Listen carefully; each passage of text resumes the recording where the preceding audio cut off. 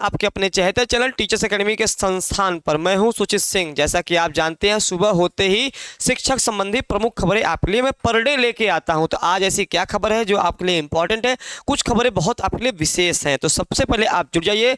सबको good morning, सुप्रभात, राम राम और जय हिंद। तो फटाफट मेरे प्यारे साथी जुड़ जाएं और हम फिर न्यूज़ पे बात करते हैं। आइए सबसे पहले बात करते हैं न्यूज़ पर। न्यूज़ तो ये जो है एक कल बहुत अच्छी बड़ी खबर निकल के आई। अच्छी खबर तो चलिए ठीक है, एक आपके लिए बड़ी खबर निकल के आई है। यहाँ से मैं बता दूं कि अब जो है वर्णमाला की संख्या क्या हो गई है। वर्णमाला की संख्या आपकी अब जो हो गई है 53 हो गई है। ध्यान रखिएगा, आगामी परीक्षा के लिए अति आवश्यक है। ये आगामी परीक्षा के लिए बहुत आवश्यक हो गया है कि अब वर्णमाला की संख्या कितनी हो गई है आपकी, 53 हो गई है। कितनी हो गई है, 53 हो गई है। अब कहाँ देखिए, यहाँ ध्यान रखिएगा, नया क्या आया हुआ है यहाँ मैं बता दे रहा हूँ। ये जो आपका पॉइंट है, ये वर्ण का प्रयोग हिंदी की प्रमुख बोलियों तथा हरियाणवी, मारवाड़ी, गढ़वाली, कुमायूनी के अतिरिक्त देवनागरी का प्रयोग करने वाली मराठी जैसी समृद्ध भाषाओं में भी है। इसके अतिरिक्त देवनागरीतर लिपियों वाली भारतीय भाषाओं तथा ये देखिए बना हुआ ना, तमिल, तेलुगु, मलयालम, कन्नड़ और ओडिया में भी इस ध्वनि, यही ध्वनि है आपका, लुंठी तला बोलते हैं इसको ना। हाँ, ध्वनि का व्यापक प्रयोग है। व्यक्तिवाचक संज्ञाओं, व्यक्ति स्थान, भू आकृतियों के नामों में इनके प्रयोग जाने का अवकाश अपेक्षित है। अतः वर्णमाला में विशिष्ट व्यंजन के रूप में यहाँ देखिएगा, ये थोड़ा मिटा दूँ आपको तब आपको समझ में आएगा। ये देखिएगा, ये को स्थान दिया गया है। वर्णमाला में व्यंजनों में वर्णमाला में सामान्यतः स्वर अ के साथ मिलकर लिखा जाता है। अभी देखिएगा यहाँ कौन किया है, केंद्रीय हिंदी समिति ने हिंदी वर्णमाला में संशोधन करते हुए ये आपका विशेष परीक्षा के लिए अति उपयोगी है। चाहे वह टीजीटी, पीजीटी, कोई अन्य एग्जाम हो या वनडे एग्जाम हो, तो अब आपके लिए एक प्रश्न यहाँ बनने वाला है। ठीक है, तो विशिष्ट व्यंजन के रूप में शामिल किया गया है। अब कुल वर्णों की संख्या 52 से बढ़कर 53 हो गई है। अब अभी तक जो हम इतने साल से पढ़ रहे थे, तो अब क्या हो गया है, इसकी संख्या जो है आपकी कितनी हो गई है, आपकी संख्या क्या हो गई है, 53 हो गई है। तो ये कौन करता है, प्लीज ध्यान दीजिए, केंद्रीय हिंदी समिति का ये अधिकार है, सबका अधिकार नहीं, केंद्रीय हिंदी समिति का अधिकार है संशोधन करने का। तो एक बड़ी खबर निकल के आई है कि वर्णमाला की संख्या आप कितनी हो गई है, 53 हो गई है 52 के बजाय। ठीक, ये जो आपका कौन आया है, ये आपका यही आपका आया हुआ है, यही आपका क्या है, आपका 53वां हुआ है, 53 हो गए टोटल मिलाकर के। ठीक, तो ये आपको बहुत अच्छी जानकारी थी, आप इसको बिल्कुल दिमाग में बैठा लीजिए कि अब जो है परीक्षा के लिए अति उपयोगी होने वाला है। ठीक, ये 53वां वर्णमाला। तो अब वर्णमाला में अब आप हमेशा याद करेंगे, आइए किस में रखा गया है, मूर्धन्य में रखा गया है। अगर आपसे परीक्षा में पूछेगा मूर्धन्य में रखा गया, मूर्धन्य के किस उच्चारण स्थान किस में रखा गया है, मूर्धन्य में रखा गया है, मूर्धन्य में रखा गया है आपका। ठीक है, ये भी ध्यान रखिएगा। ये देखिए, ये जो है आपका उच्चारण स्थान मूर्धन्य में रखा गया। परीक्षा नजरिए से बहुत आवश्यक आपका है ये कि किस में रखा गया है। आप कंठ, ताल, उदंत, मूर्धा जब मैं आपको पढ़ाता हूँ हिंदी विषय, तो यहाँ मैं बताता हूँ, तो अब आपको मैं यही पढ़ाऊँगा जब हिंदी पढ़ाऊँगा। तो चलिए, तो ये हमारा कोर्स है लक्ष्य फाउंडेशन बैच 2025 के लिए है। सारे बैच आपके लिए अवेलेबल हैं। State, NVS, KVS, GIC, assistant professor, TGT, PGT, LT, MRS, UKLT, DSSB, BPSC, TET, UK lecturer और एमपी टेट। किसी भी कोर्स में ज्वाइन होना चाहते हैं तो 96 28 95 92 37 या 83 18 48 92 91 पे आप नंबर पे व्हाट्सएप मैसेज या कॉल कर सकते हैं, दोनों सुविधाएं हैं। अब देखिए, एक खबर लगातार आयोग से निकल के आ रही है। इस समय लगातार हम नए शिक्षा सेवा चयन आयोग पे ही बात कर रहे हैं। कल भी मैंने बात की, आज भी मैं बात कर रहा हूं। आज की खबर निकल के आई है, 4 उप सचिवों की शिक्षा सेवा चयन आयोग को प्रतीक्षा। अभी तक आयोग आए 6 महीने हो गया है। आयोग बने कितने महीने हो गया है, 6 महीने हो गया है, 6 महीने हो गया है, लेकिन अभी तक पूरा आयोग नहीं बन पाया है। पूरा आयोग अभी तक जो है नहीं हो पाया है, पूरा आयोग नहीं बन पाया है, नहीं बन पाया है। 6 महीने हो गए। संभवतः अगर आपको याद होगा तो आयोग अस्तित्व मार्च में आपका आया था। ठीक है, और 1 सितंबर को अध्यक्ष आ गई थी। 1 सितंबर को क्या आ गई थी, अध्यक्ष आपकी मिल गई थी, अध्यक्ष भी मिल गई थी। और 5 सितंबर से इन्होंने ज्वाइन किया था। 5 सितंबर से क्या किया था, कार्यभार ग्रहण किया था। कार्यभार जो है उन्होंने क्या किया, ग्रहण किया था। कार्यभार उन्होंने क्या किया था, ग्रहण किया था। ठीक है, लेकिन मैंने कल बताया था कि आपका जो है पेपर अब जो है कुंभ के बाद ही संभव, 99% संभव है कुंभ के बाद ही, क्योंकि आप जान रहे हैं कुंभ लगने वाला है और सारे फोर्सेस आपके कुंभ में रहने वाली हैं। तो प्राथमिक से लेकर एडेड, माध्यमिक, एडेड, उच्चतर, तकनीकी और अल्पसंख्यक स्थानों में शिक्षक भर्तियों करने के लिए गठित उत्तर प्रदेश शिक्षा सेवा चयन आयोग को सृजित 4 पदों पर उप सचिवों की आज भी प्रतीक्षा है। आयोग में सृजित पदों पर रुक रुक कर तैनाती किए जाने से कार्य पूरी गति से नहीं हो पा रहा है, निर्णय लेने के लिए आयोग तो तैयार हो गया है, लेकिन उसके अनुरूप काम को रफ्तार देने के लिए अभी उप सचिव नहीं तैनात किए गए हैं, जबकि आयोग का गठन 6 माह से बीत चुका है। आयोग में सृजित 12 पदों पर सदस्यों की नियुक्ति 14 मार्च 2024 को आपका हो गया था और सभी ने 15 मार्च 2024 को कार्यभार ग्रहण किया। 20 मार्च को प्रमुख सचिव उच्च शिक्षा MP अग्रवाल को आयोग का कार्यवाहक अध्यक्ष बनाया गया है। ठीक है, उन्होंने 8 नियमित अध्यक्ष के रूप में 1 सितंबर को प्रोफेसर कीर्ति पांडे की नियुक्ति हुई और उन्होंने 5 सितंबर को पदभार संभाला। आयोग में सचिव, वित्त नियंत्रक, देखिए वित्त नियंत्रक, परीक्षा नियंत्रक तैनाती भी हो चुके हैं। नियमित अध्यक्ष ने बैठक कर लंबित पुरानी भर्तियों के संबंध में जानकारी जुटाई, परीक्षा एवं साक्षात्कार के संबंध में कमेटियां गठित की रिपोर्ट ली। उसके अनुरूप तैयारियां तेजी से चल रही हैं, लेकिन आयोग में उप सचिवों की जो है तैनाती नहीं होने से कार्य पर असर पड़ रहा है। 4 उप सचिवों को प्रतिनियुक्ति पर तैनाती देने के लिए शासन ने आवेदन तो लिए, लेकिन आयोग गठन के 6 महीने बाद भी अभी इस पर कोई स्पष्ट नहीं हो पाया है। तो मेरे प्यारे साथी, आप लगातार देख रहे हैं कि अभी भी आयोग जो है उप सचिवों से जूझ रही है। हालांकि आयोग ने क्या बोलते हैं, मुख्यमंत्री को भेज दिया है कि भाई नियुक्ति की जाए, लेकिन वहां अभी तक कोई आदेश नहीं आया है। तो अभी देख रहे हैं कि 18 नवंबर क्या है आपका उपचुनाव क्या है, उपचुनाव है आपका अरे क्या हो गया आपका उपचुनाव है। जब उपचुनाव है तो उपचुनाव की वजह से चीजें बहुत अस्थिर हो गई, धारा 144 लग गया है। तो अब क्या लगता है कि सर पेपर क्या कैसे होगा? तो कल मेरा आपने वीडियो देखा होगा, लगातार जो है हम बने हुए थे कि पेपर जो है हम लगातार कह रहे थे कि इन्होंने कहा था जनवरी में हम कराने की तैयारी कर रहे हैं। अब आप जनवरी में सोचेंगे तो आज क्या हो गया है, आज 23 अक्टूबर हो गया है। 23 अक्टूबर अभी समझ लीजिए 18 नवंबर तक धारा 144 लगी है, तो कोई विकल्प नहीं है। अब 18 नवंबर तक आप समझ लीजिए, नवंबर के बाद क्या होगा, दिसंबर, जनवरी, फरवरी। अब जो है उसके बाद इनकी मीटिंग होगी, कैबिनेट से मुहर लगती, तब जाके कोई चीज़ें आपके सामने आ पाती। तो सीधी सी बात है, आपका जो पेपर है, अगर पेपर देखा जाए तो आपका मार्च लास्ट या आपका अप्रैल, जो अगर तारीख को लेकर अभी डाउट में है कि सब पेपर कब तक हो सकता है।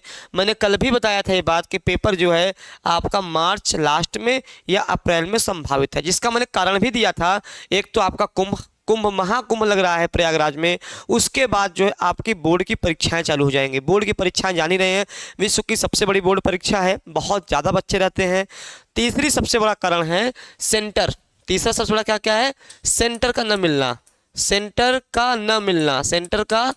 मिलना। कारण क्या है आपको पता ही है कि जितने भी प्राइवेट सेंटर हैं ये प्राइवेट सेंटर को इस बार नहीं देंगे। जितने भी सरकारी स्कूल हैं उनमें ही आप लोग का सेंटर जाएगा, तो वो एक सीमित दायरे में है, इसलिए जो है आपको इस पर चल रहा था। अभी कोई और अपडेट आती है, देखिए समय के साथ अपडेट आती रहती है, मैं पर डे अपडेट लेके आता रहता हूं। जैसे आज की एक खबर निकल के आई, कल के लिए कुछ खबर निकल के आई थी, तो मेरा काम केवल इन्फॉर्मेशन आपको सही दिशा में देना है कि जो जिससे आप सजग रह सकें, आपको जानकारी मिल सके कि अब आगे क्या होगा। ठीक, अब आगे क्या होगा। तो चलिए, तो एक चीज़ जान गए हैं कि जो है अभी 4 उप सचिव की प्रतीक्षा हो रही है। अब ये कब आते हैं, क्योंकि ये भेज दिया गया है, अब मुख्यमंत्री वहाँ से जब फैसला लेंगे तो ये 4 उप सचिव भी आ जाएंगे।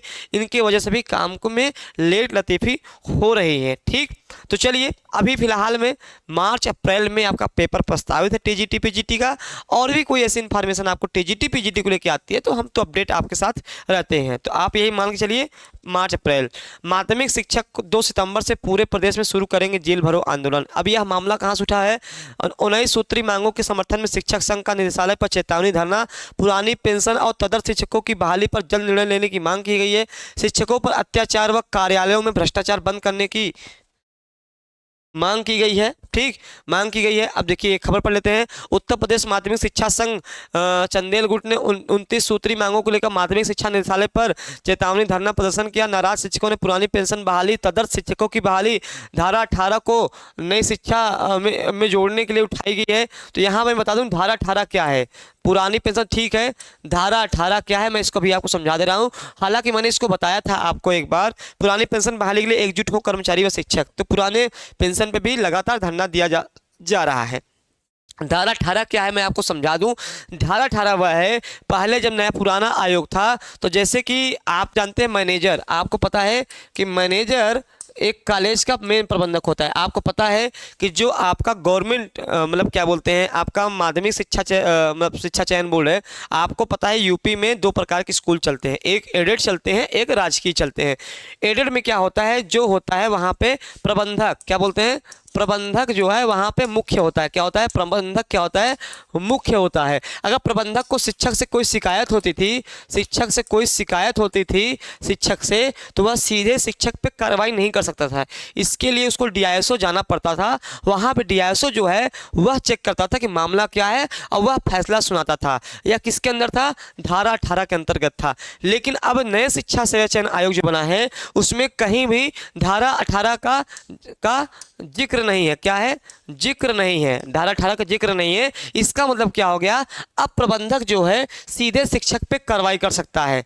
अब उसको डीआईएसओ जाने की आवश्यकता नहीं है। अगर कुछ भी होगा तो प्रबंधक सीधे शिक्षक पे उसके खिलाफ कार्रवाई कर सकता है। अब इससे क्या हो जाएगा, प्रबंधक में तानाशाही, प्रबंधक में क्या जाएगा, तानाशाही, क्या हो जाएगा, तानाशाही। आपको तानाशाही क्या हो जाएगा, तानाशाही आपको आ जाएगी। ठीक है, तो ये ध्यान रखिएगा, प्रबंधक में तानाशाही आपको ये आ जाएगी, ध्यान रखिएगा इस चीज़ का। इसीलिए इसका बहुत पुरजोर विरोध आपका हो रहा है। ठीक, तो धारा 18 को लेकर के हाँ, पीसीएस के अलावा अन्य परीक्षाओं में भी फंसेगा केंद्र निर्धारण का पेंच। अब देख रहे हैं लगातार इस पे पीसीएस पे लगातार धरना प्रदर्शन चल रहा है। क्यों, क्योंकि पेपर को 2 शिफ्ट में कराने की बात चल रही है और जो भी स्टूडेंट है वो कह रहा है कि नॉर्मलाइजेशन होगा तो पारदर्शिता में कमी आएगी, हम इसके खिलाफ हैं। वही लगातार चल रहा है। शासन की ओर के केंद्र निर्धारण के नियमों को सख्त किए जाने और निजी स्कूल कॉलेजों को परीक्षा केंद्र बनाए जाने पर रोक लगाने के कारण उत्तर प्रदेश लोक सेवा, देखिए यहाँ पे क्या कारण है, शासन की ओर से केंद्र निर्धारण के नियमों को सख्त किए जाने और निजी स्कूलों कॉलेजों परीक्षा केंद्र बनाए जाने पर रोक लगाने के कारण उत्तर प्रदेश लोक सेवा आयोग को पीसीएस परीक्षा के लिए पर्याप्त संख्या में केंद्र नहीं मिल पा रहा है। यही हाल टीजीटी पीजीटी में भी होना है, यही हाल आपका टीजीटी पीजीटी में भी होगा, क्योंकि वहां तो 14 लाख बच्चे हैं टीजीटी पीजीटी में। सोचिए यहाँ तो तब भी कम बच्चे होंगे, वहां कितने बच्चे हैं, 14 लाख बच्चे आपके हैं।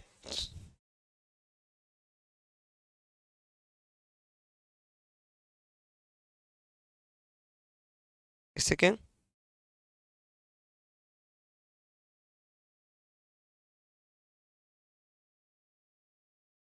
एक सेकेंड रुक रही, हाँ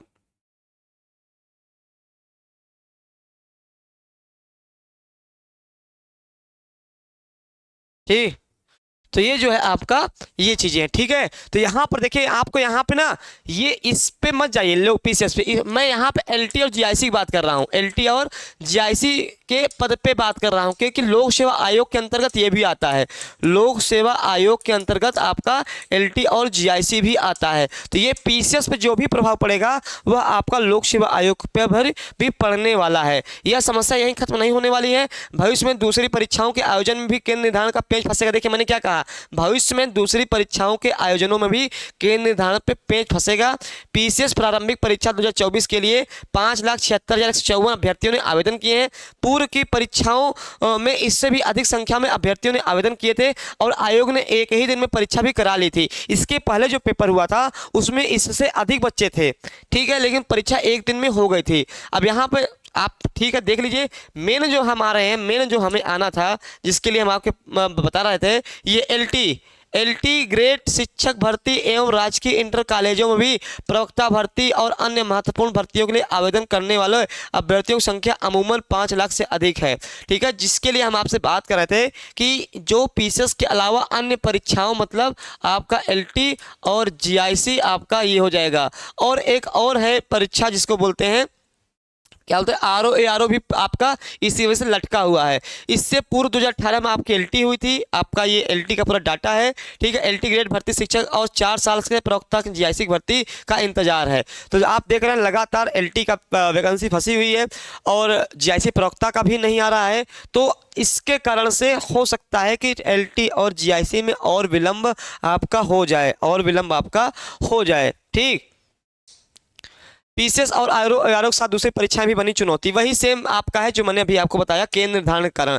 नामलाइजेशन से दूसरी भर्तियों पर होगी प्रभावित। देखिए नामलाइजेशन के कारण सब विरोध हो रहा है। मैंने आपसे क्या कहा, नामलाइजेशन आपके चीज़ों को बहुत रोक रहा है, उनको पारदर्शिता में कमी लग रही है जो हमारे छात्र तैयारी करने वाले हैं। उत्तर प्रदेश लोक सेवा आयोग की सम्मिलित राज्य प्रवर अधीनस्थ सेवा PCS प्रारंभिक परीक्षा 2024 और ARO 2023 प्रारंभिक परीक्षा 2 दिन होने पर नामलाइजेशन को लेकर छात्र आशंकित हैं। तो मैंने पहले ही कहा, इस चीज को लेकर के अभी बताया।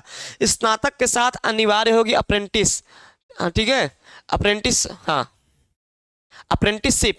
हाँ, तो अब एक नई चीज़ आ गई है कि स्नातक के साथ अनिवार्य होगी अप्रेंटिसशिप। अब देखिए युवाओं को पढ़ाई के बाद अब रोजगार के लिए भटकना नहीं होगा। विश्वविद्यालय आने वाले दिनों में वह स्नातक की पढ़ाई के साथ अनिवार्य रूप से अप्रेंटिसशिप भी कराएंगे, जो 3 वर्षीय स्नातक कोर्स के लिए न्यूनतम 1 और अधिकतम 2 सेमेस्टर का होगा, जबकि 4 वर्षीय स्नातक कोर्स के लिए न्यूनतम 2 व अधिकतम 4 सेमेस्टर का होगा। इस दौरान उन्हें नियमों के तहत निर्धारित स्टाइपेंड भी दिया जाएगा। युवाओं के सामने रोजगार के बढ़ते संकट का समाधान खोजते हुए विश्वविद्यालय अनुदान आयोग UGC ने इसे लेकर अप्रेंटिसशिप युक्त एक नए डिग्री प्रोग्राम का मसौदा तैयार किया है। इसमें स्नातक की पढ़ाई के साथ साथ छात्रों को अनिवार्य से अप्रेंटिसशिप कराना शामिल है। फिलहाल मसौदे के तहत इस प्रोग्राम की शुरुआत देश के शीर्ष 200 उच्च शिक्षण संस्थानों रैंकिंग अनुसार या फिर राष्ट्रीय मूल्यांकन और प्रत्यायन परिषद की A रैंकिंग वाले संस्थान से होगी। तो ये आपका मैं बता दूं आपको क्या हो जाएगा, अब UGC जो है नए तरीके से आपको कुछ कोर्स लॉन्च करने जा रहे हैं ग्रेजुएशन में, ठीक है। अभी आपका सबसे इंपॉर्टेंट खबर था बिहार BPSC को लेकर के। TRE-3 के PRT रोस्टर से जुड़ा मामला पत्राचार के बाद संबंधित जिलों ने भेजा दिया रोस्टर। गैड के तय फॉर्मेट में जिलों से भेजा गया है रोस्टर। शिक्षा विभाग ने 1 to 5, 6 to 8 के रोस्टर का मिलान लगातार जारी। संशोधित रोस्टर मिलने के बाद बढ़ने लगी सीटें। कल शाम तक मिलान के फाइनल बाद रोस्टर भेजा जाएगा। और कल न्यूज 18 की ओर से दी गई जानकारी निकली सटीक। कल विभाग की ओर से भेजे गए पत्र में सब कुछ है सामने। मैंने कहा था आपसे बार बार कि रोस्टर जो है आपका रोस्टर आपका good morning sir, good morning, स्वागत है आपका। जो रोस्टर आपका भेजा गया था जिसमें आपकी सीट कम हो गई थी, कुछ गलत डाटा चला गया था। 1 से 5 और 6 से 8 के लिए कुछ डाटा आपके गलत चले गए थे, तो उसको पुनः से संशोधित करके आपको लाया जा रहा है और जो सीटें घट रही थी वह फिर से सही होने लगी हैं। और सबसे महत्वपूर्ण चीज़ परिणाम को लेकर TRE-3 का परिणाम यहाँ पे लेकर के आप लोग मुझसे लगातार प्रश्न पूछते हैं। TRE-3 का, ठीक है, TRE-3 का जो लगातार आप पूछते हैं,